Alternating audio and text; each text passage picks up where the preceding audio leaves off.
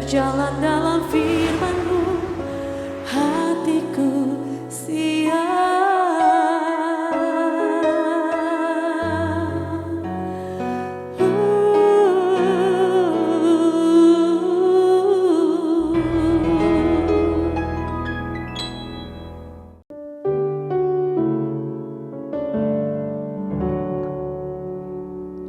Salam, lover yang dikasih oleh Tuhan, apa kabar? Kiranya semua dalam keadaan sehat, semuanya diberkati Tuhan dan bisa berkumpul bersama keluarga dengan sukacita saat ini.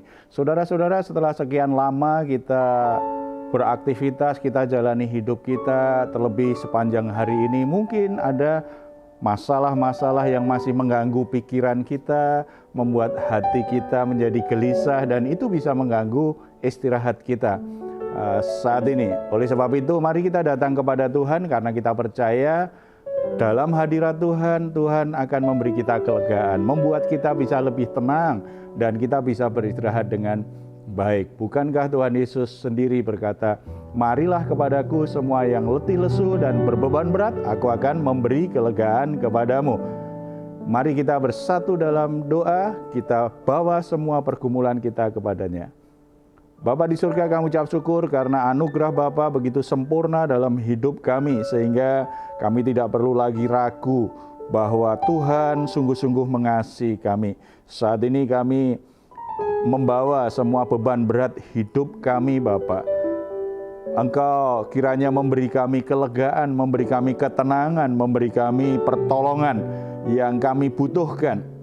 Kuatkan hati dan pikiran kami, berikan kami hikmat. Kami sangat percaya kuasa-Mu sanggup mengubah semua keadaan, sanggup untuk menolong kami semua. Sehingga kami tidak perlu menjadi cemas dan takut.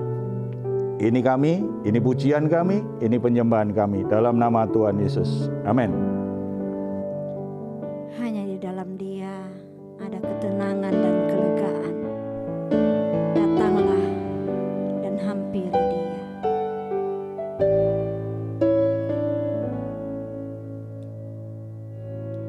Berliku-liku kehidupan ini, jalan mana yang harus ku lalui? Rintangan dan cobaan selalu membayangi. Setiap saat datang padamu, kulayangkan pandang di awan-awan. Sejenak anganku bertanya-tanya, dapatkah hati ini bagaikan pelangi? Setiap saat pancarkan damai.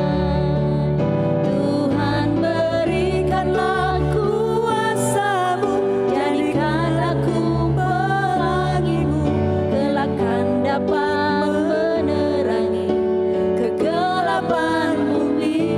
Tuhan, peganglah tanganku,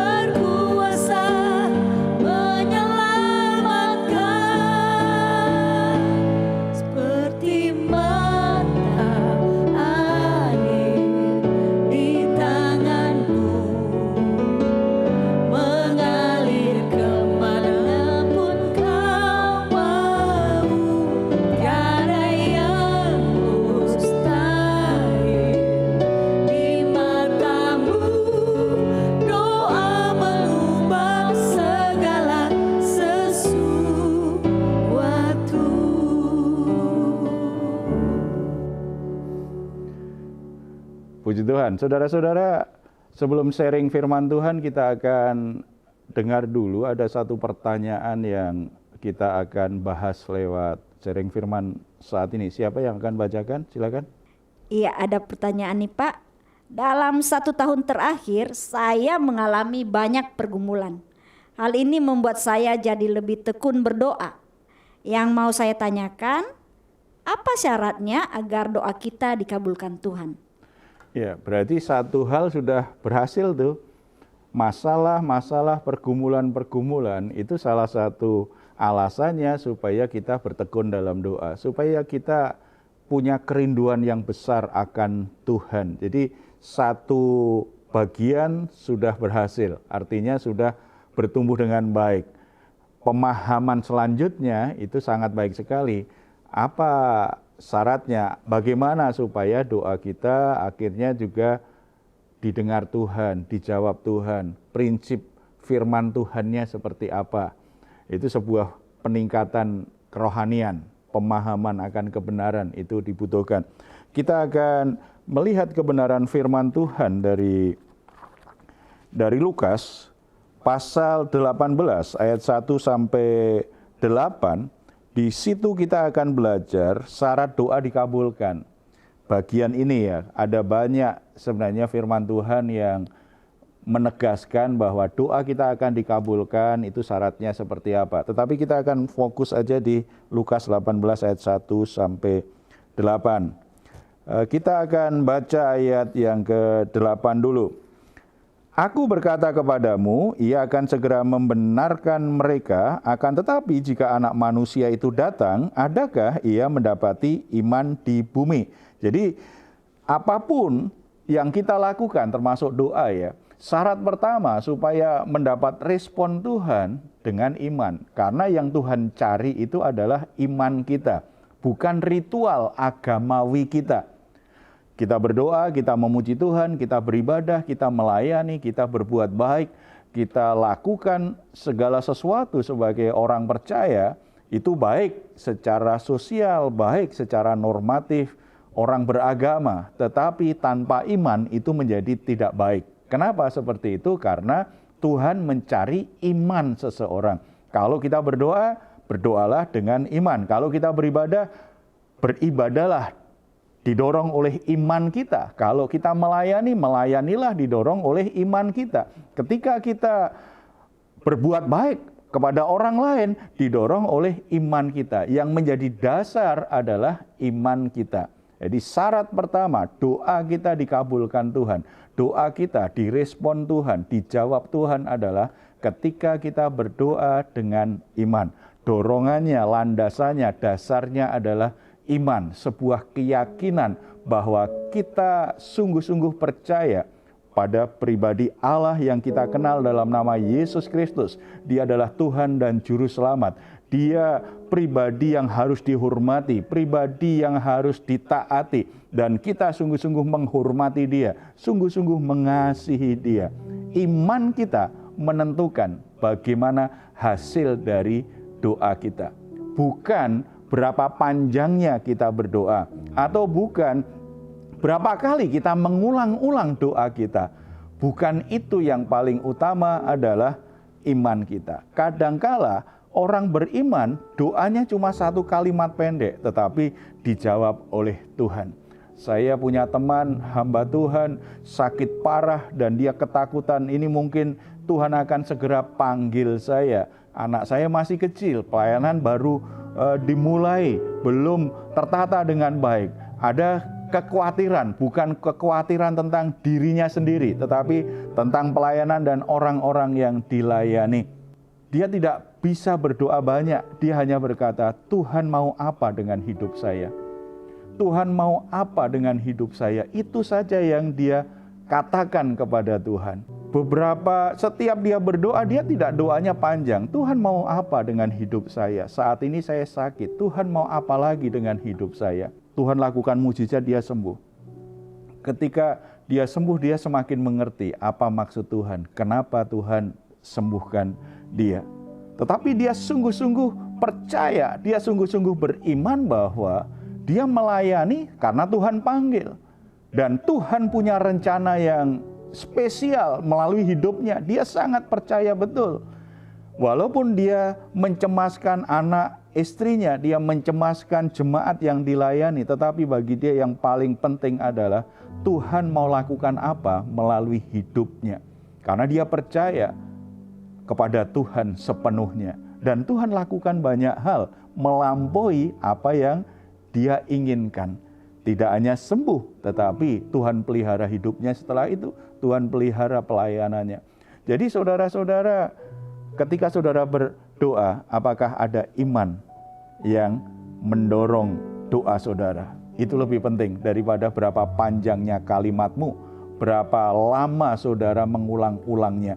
Tetapi apakah ada iman di dalam doa-doamu?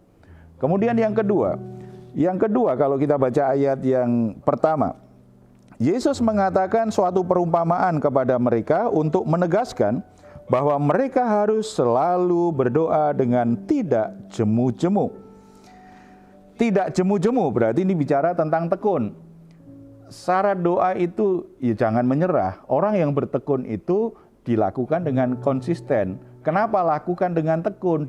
Jadi kalau toh kita terus-menerus doa, karena apa? Karena kita percaya, karena kita beriman bahwa Tuhanlah tempat bersandar yang terkuat. Tuhanlah tempat bergantung yang tidak pernah mengecewakan. Karena kita sangat yakin akan pribadi Tuhan. Kita sangat percaya akan Tuhan. Makanya saya berdoa.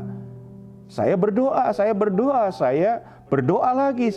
lagi. Jadi syarat dari doa yang akhirnya dijawab Tuhan, dikabulkan Tuhan adalah lahir dari ketekunan doanya. Ketekunan doa didorong oleh imannya. Jadi ini saling terkait. Tidak jemu-jemu. Jadi kan nggak bosan-bosan. Bicara nggak bosan itu, godaan bosan itu apa sih?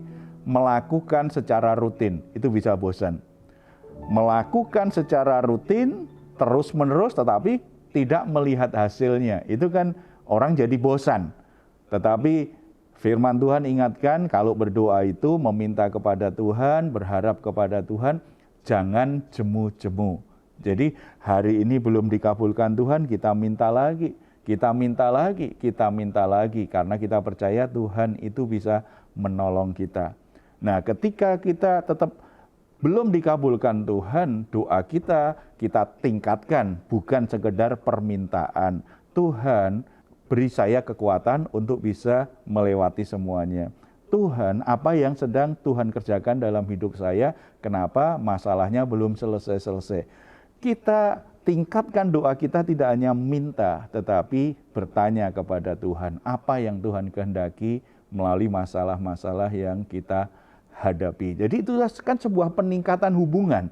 Pertama hanya minta, tetapi karena kita tidak jemu-jemu. Namanya orang kalau bicara ya, kita dengan orang saja yang kita percayai, kita minta sekali nggak didengar. Kita minta 2 kali dapat perhatiannya, tetapi tidak ada tanggapan. Kita minta lagi karena kita percaya betul dia mengasihi saya, dia bisa menolong saya. Kita ngomong, kemudian semakin kita tambahkan gitu. Mungkin orangnya belum mengabulkan, artinya maaf saya belum bisa bantu. Kita setelah itu akan tanya, menurut Bapak apa yang harus saya lakukan dalam situasi ini ya? Apakah Bapak bisa memberi saran, apakah Bapak bisa mendoakan saya? Hubungannya kan semakin dalam. Itu dengan manusia, walaupun manusia punya keterbatasan. Dengan Tuhan juga demikian. Kenapa? Kita berdoa terus tidak jemu-jemu, bukan karena kita nggak percaya kepada Tuhan. Karena sangat percaya, makanya doanya harus ditingkatkan.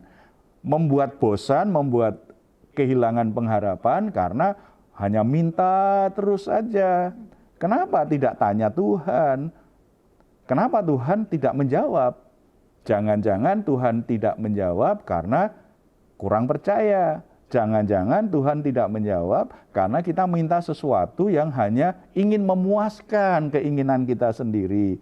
Atau Tuhan lihat, kamu bereskan hatimu dulu. Sebab kalau hatimu belum beres, aku kabulkan doamu, hidupmu tambah rusak.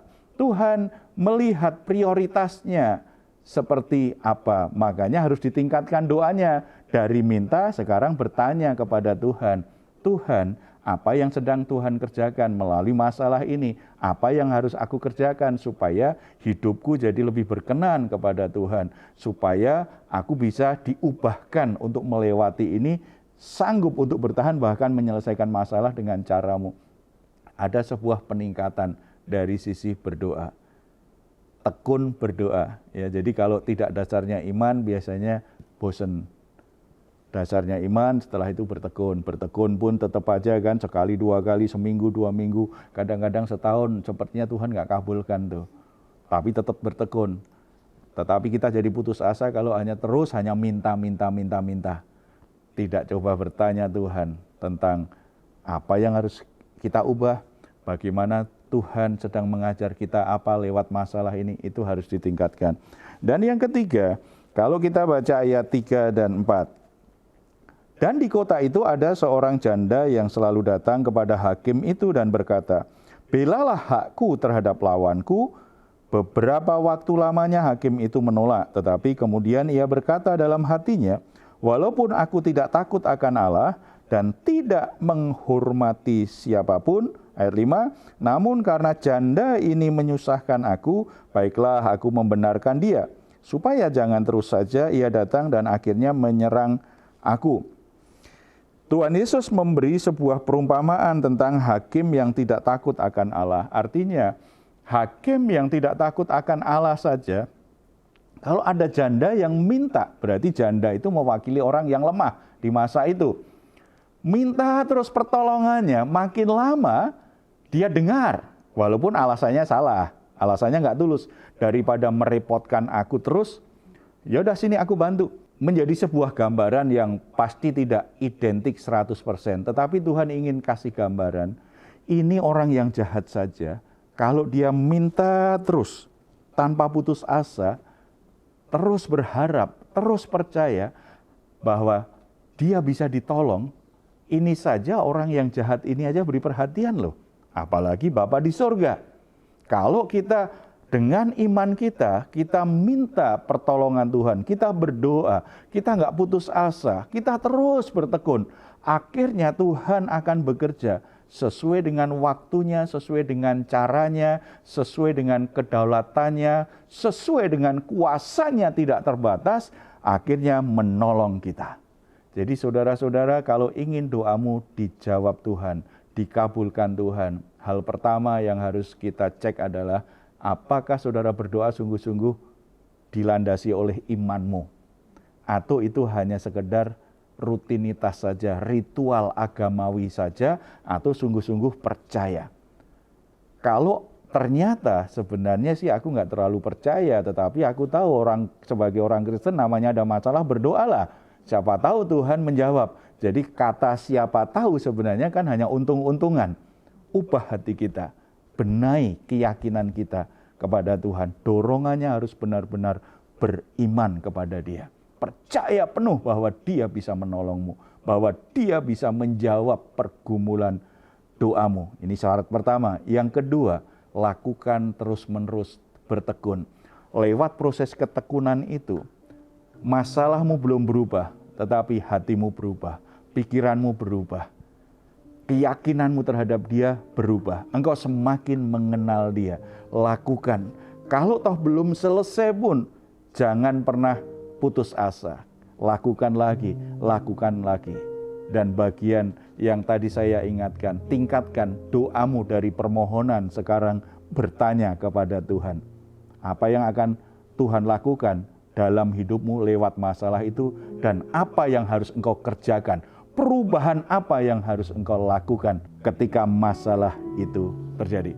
Saudara-saudara yang dikasihi oleh Tuhan Yesus, dimanapun saudara berada saat ini, saudara saat ini mungkin sedang galau karena ada masalah yang tidak selesai-selesai. Dan saudara sudah berdoa sekian lama, kelihatannya kok Tuhan belum jawab. Apakah saya harus terus bertekun dalam berdoa atau saya harus berhenti berdoa?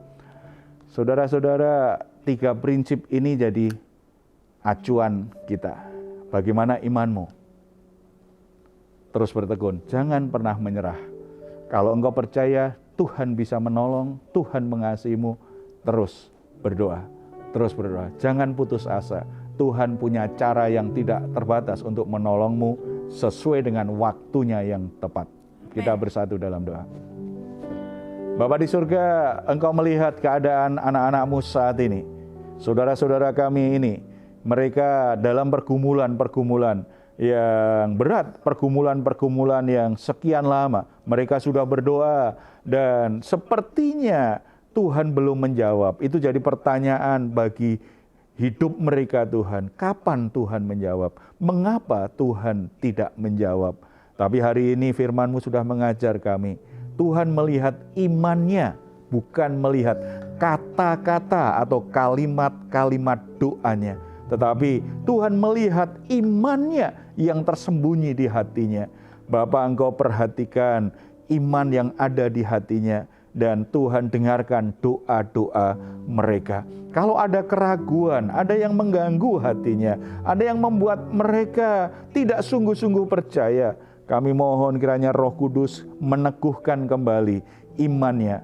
Firman Tuhan hari ini kembali memperbaharui, kembali membangun imannya, supaya mereka semakin percaya kepadamu. Doa-doa yang mereka lakukan setiap hari itu merupakan ungkapan imannya kepadamu. Itu bukan sekedar rutinitas, itu bukan sekedar tradisi agamawi, tetapi itu merupakan tindakan iman yang mereka lakukan setiap hari, menjadi gaya hidup mereka hari-hari.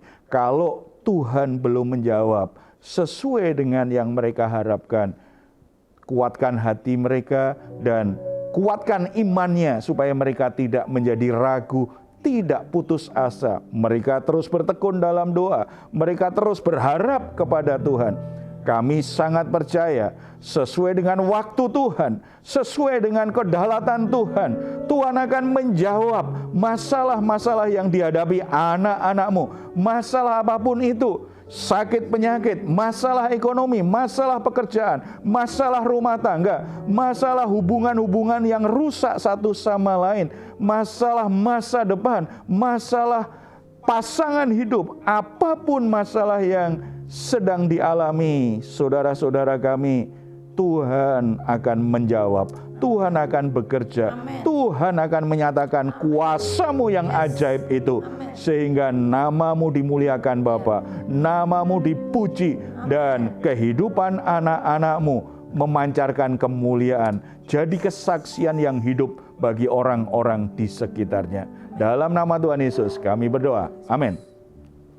Puji Tuhan. Saudara-saudara, tetap percaya kepada Dia kondisi apapun, ajukan permohonan dalam doamu dengan imanmu, maka Tuhan akan bertindak.